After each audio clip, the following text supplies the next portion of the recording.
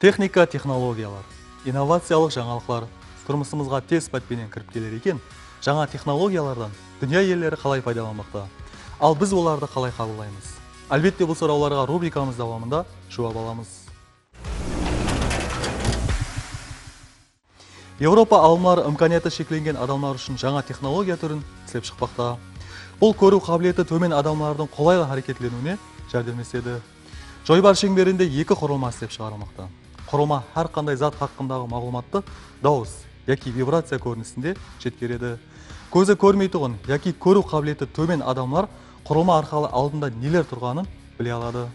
Үш камерасы бар. Жол көрсетуші һәм бағдарлаушы құрылма атрап төгеректі тез сканерлейді, яғни секундына 20 рет. Адам қасындағы нәрселерді дауыс формасында естеді. Алдында тұрған заттың алыс яки жақын жайласқанында құрылманың дауысы арқылы білуге болады. Ал екінші құрылмасы болса, атраптағы жазуларды оқып береді. Пайдаланушы бұнда жазу оқитұғын түймені басады. Құрылманың атраптағы дүкан, дәріхана, метро сияқты жазуларды да дауыслап оқып береді. Сондай-ақ адамның қасына жақыласып келатырған қауіп хақында да мағлұмат береді. Компьютер клавиатурасына жаңадан екі түйме қосылды. Бұл түймелер пайдаланушылардың зәрулігінен келіп шығып жайластырылмақта. Бірінші түйме офис бағдарламалары мен істеу үшін арналған. Бұнда бағдарламаларды тез ашып беру қызметін орындайды. Ал екінші түйме социалдық тармақтарда кейінгі уақытлар көп қолданылып отырған смайлик белгісі. Бұл клавиатуралар 15 октябрьден бастап ғалабалы түрде қолданыла бастады. Австралияда құяш батареялары менен үскенеленген дүниядағы ең тез жүретұғын автотранспортлар жарысы басталды. Бриджстаун жарысы бұл 3000 километрге шеккен құяш батареялары менен жүретұғын автотранспортлар арасындағы ең атақлы жарыс түрі.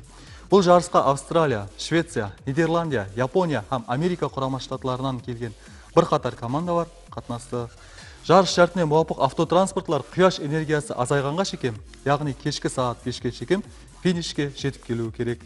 Есетіп өтеміз, құяш энергиясы менен үскенеленген транспортлардың орташа тезлігі сағатына 90-100 метр. Ал Коста-Рика мемлекеті өзлерінің дәслепкі істеп шығарған электрлі автобусларын сынақтан өткеріп отыр. Олар келешекте бұндай транспортларға 100% өтуді режелестірмекте. Автобустың энергия дерегі 250 км жол жүруге жетеді.